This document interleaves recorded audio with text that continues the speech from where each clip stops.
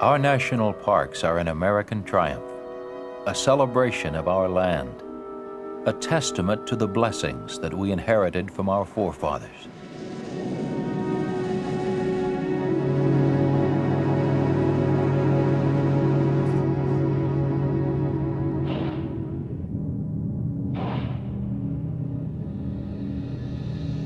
We, the American people, have chosen 50 of our most precious, most irreplaceable, most unique areas and set them aside as preserves, keeping these wild and beautiful places in trust for the future.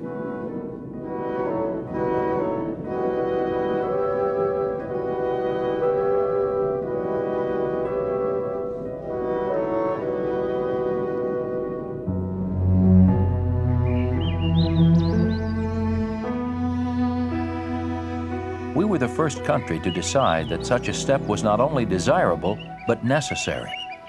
And the American park system is the largest and most varied in the world.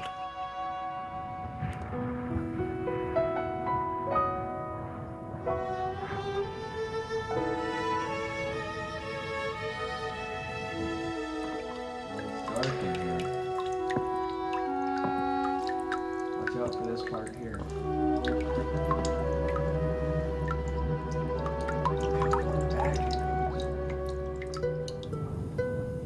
Wind and water etch magnificent monuments from solid rock. The land seems to live and breathe before our very eyes.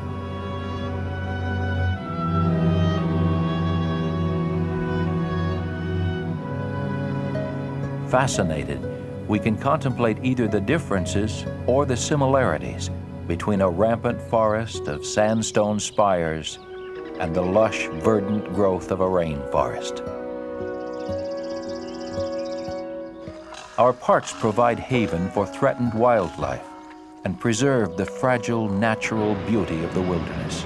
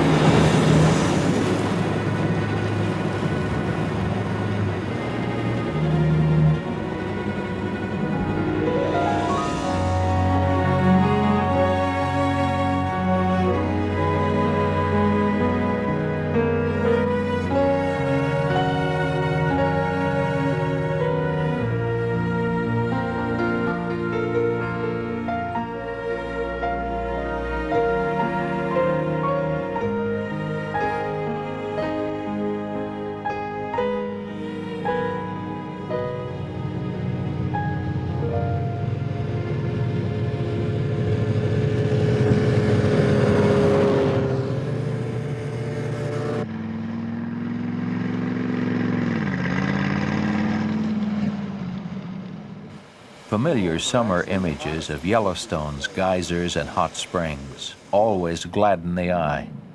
But few realize that in winter, Yellowstone takes on a frosted majesty of unparalleled splendor.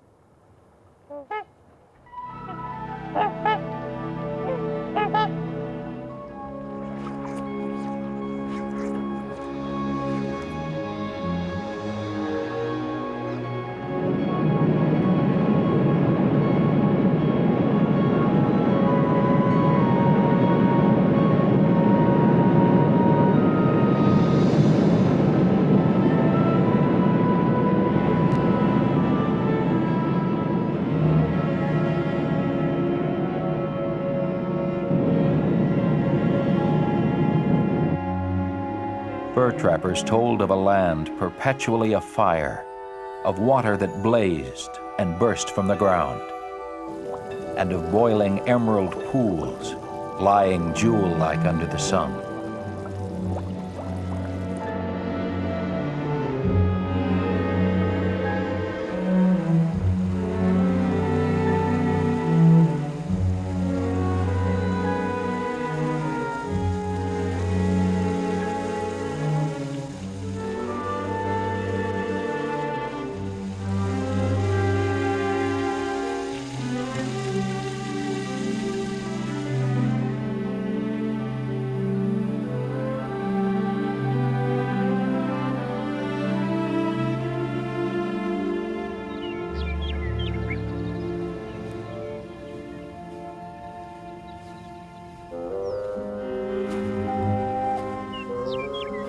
They told of nature's children running free, a land of great bears, and limitless herds of elk and bison.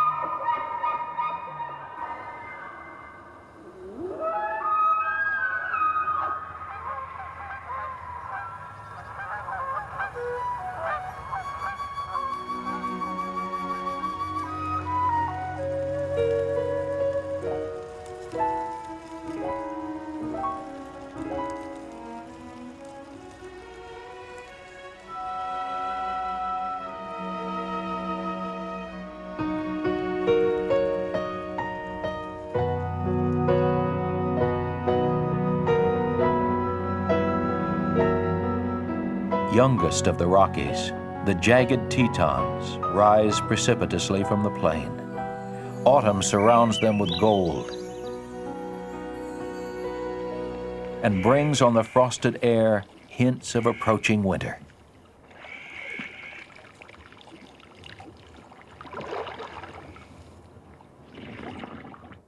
In the valley below, moose and elk can only wait for the impending onslaught of snow.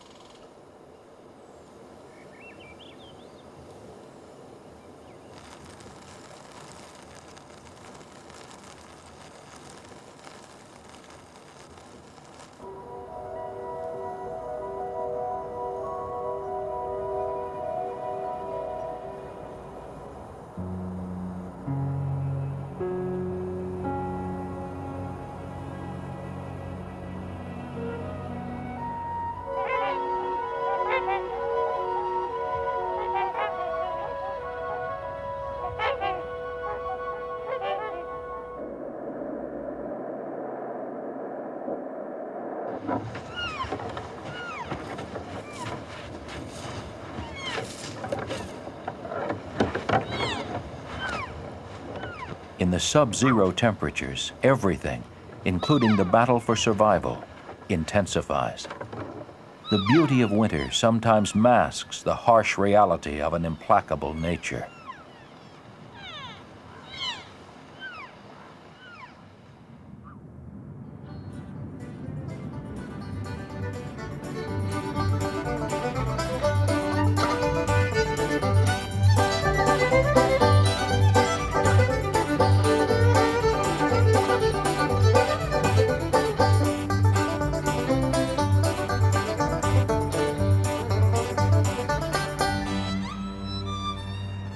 Washington Irving wrote, "There is a serene and settled majesty in woodland scenery that enters into the soul and delights and elevates it, and fills it with noble inclinations."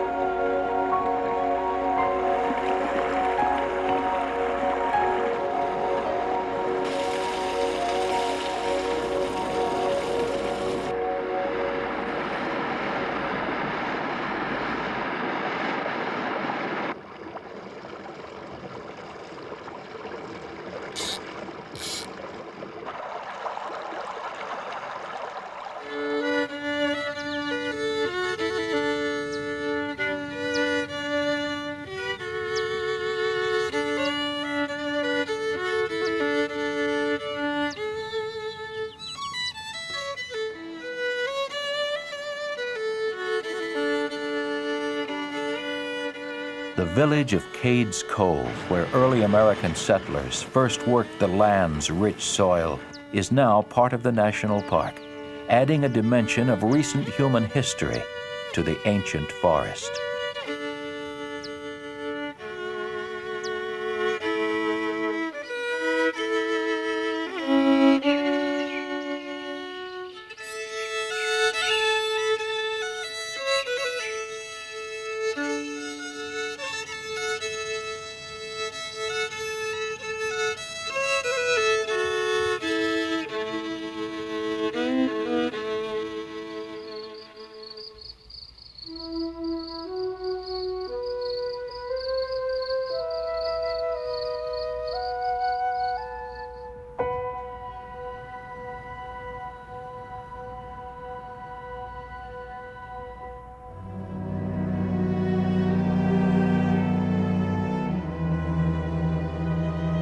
Freeman Tilden, in his book The National Parks, wrote, "As you journey through Glacier, your impression will be of mountains that are on the march.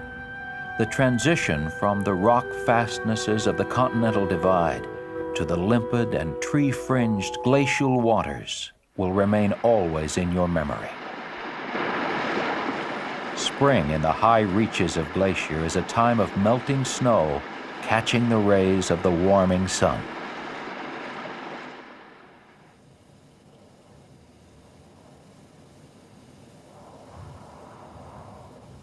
It is a time of rich colors, of mountainsides bursting with new life. It's as if each spring creates the park anew.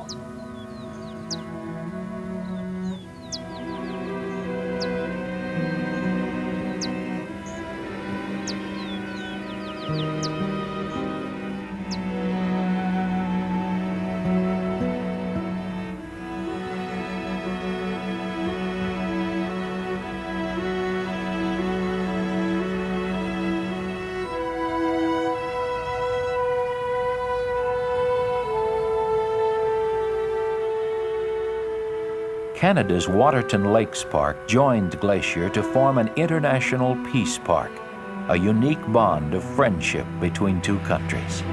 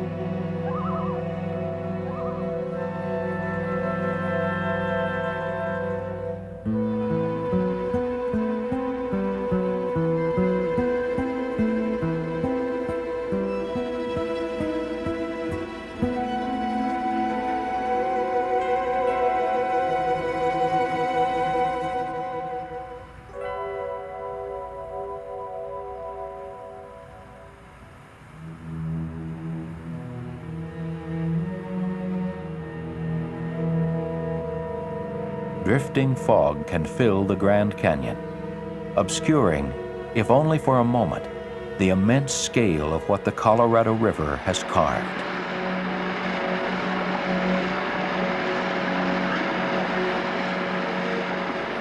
The power of the rushing water can only be appreciated by looking in awe at its handiwork, following the course of the river as it plunges down through the precipitous cliffs it has created.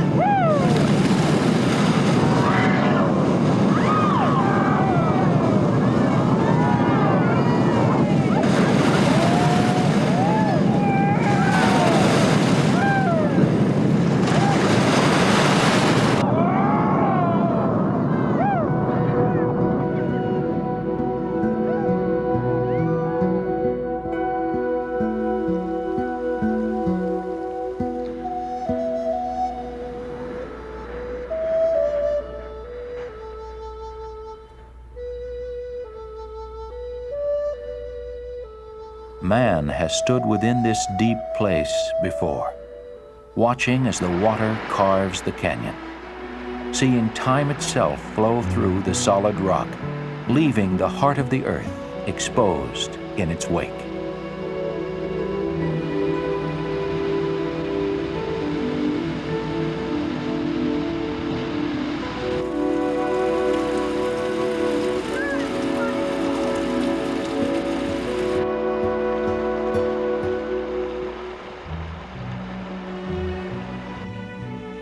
John Wesley Powell, making the first known run through the Grand Canyon, wrote in his journal, "Turning around, we can look through the cleft through which we came and see the river with towering walls beyond. What a chamber for a resting place is this."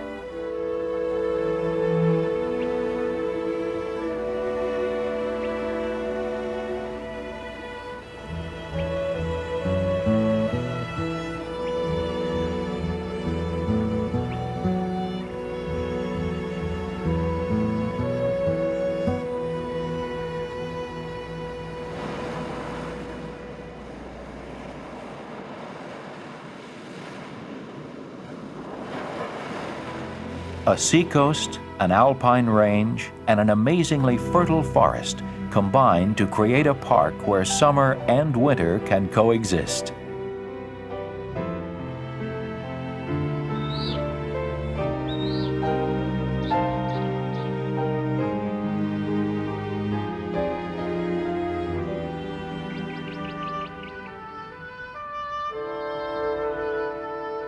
Snow high above, virtual jungle below. Olympic's deep, dense Hoh rainforest is rare in the temperate latitudes.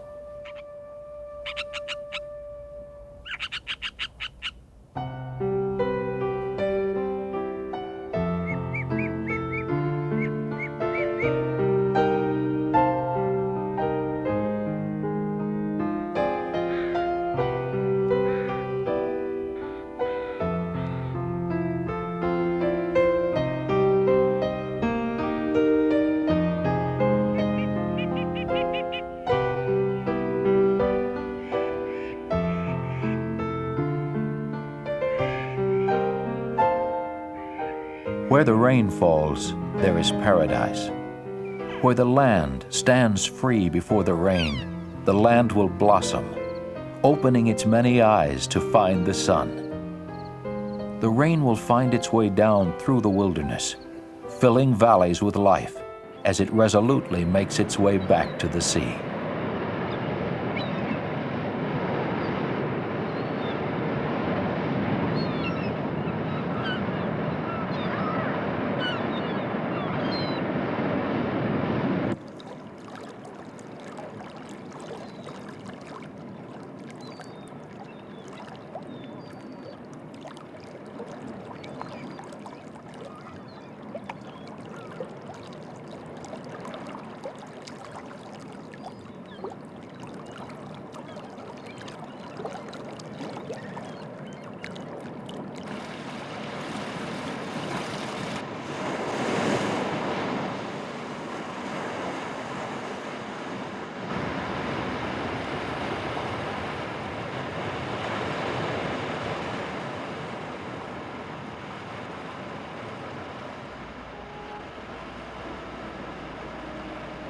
We need the tonic of wilderness.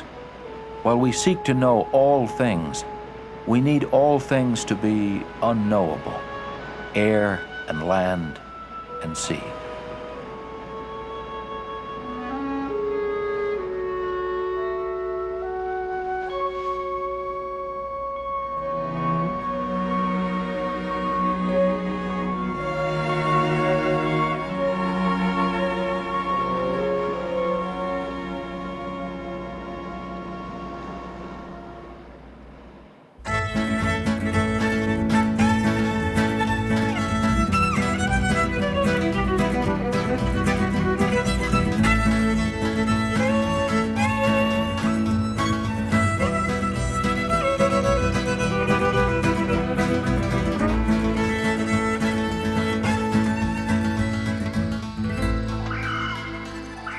there is a place where earth and water met and joined.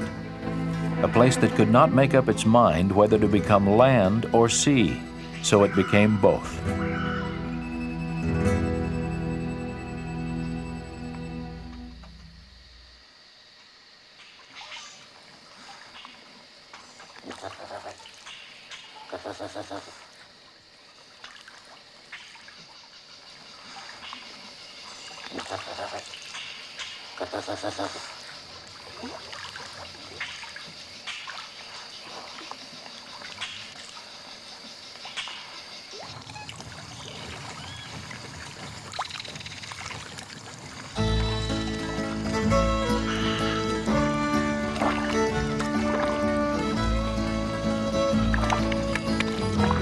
Here can nature's handprint be plainly seen, each finger pointing out a separate path toward survival. Like the patterns of a fingerprint, the interwoven web of life dances about itself, each element separate and yet irrevocably joined.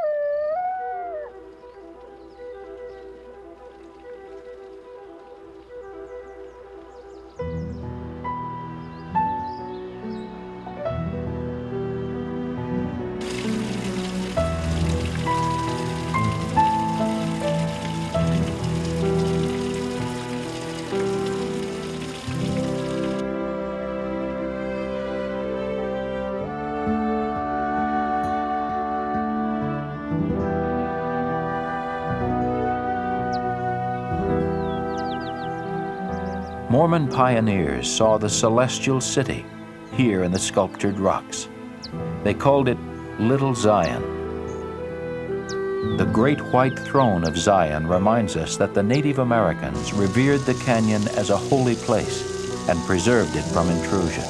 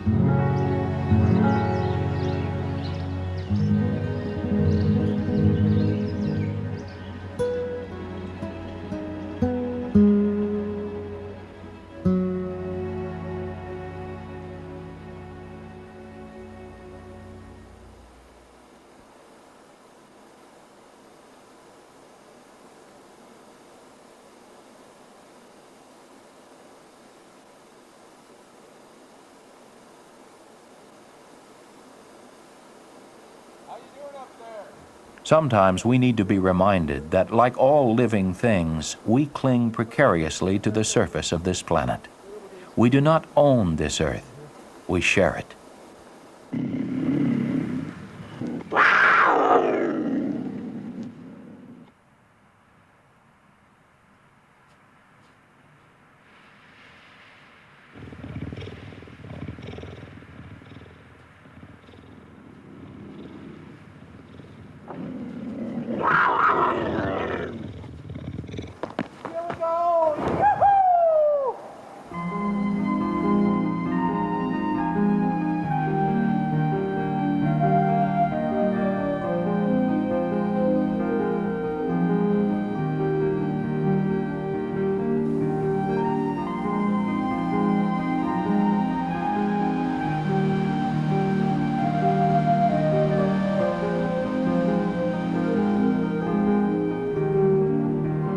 No place is so rare as Yosemite. Its granite walls tasseled with waterfalls, its meadows full of wildlife, its high country a realm of lonely grandeur.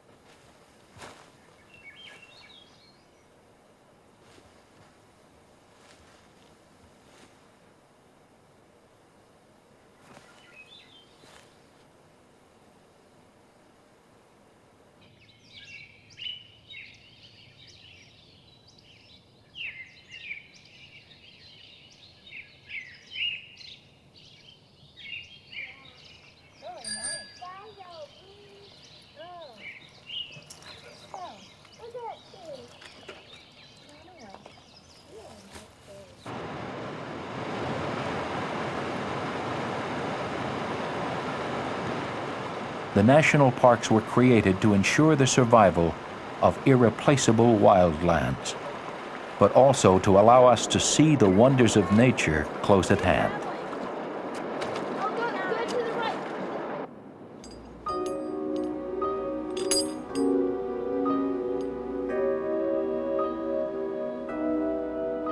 By living for a moment in the midst of these wonders, we will find ourselves all the more eager to preserve them, so that they can continue as they are, haven for both nature and ourselves.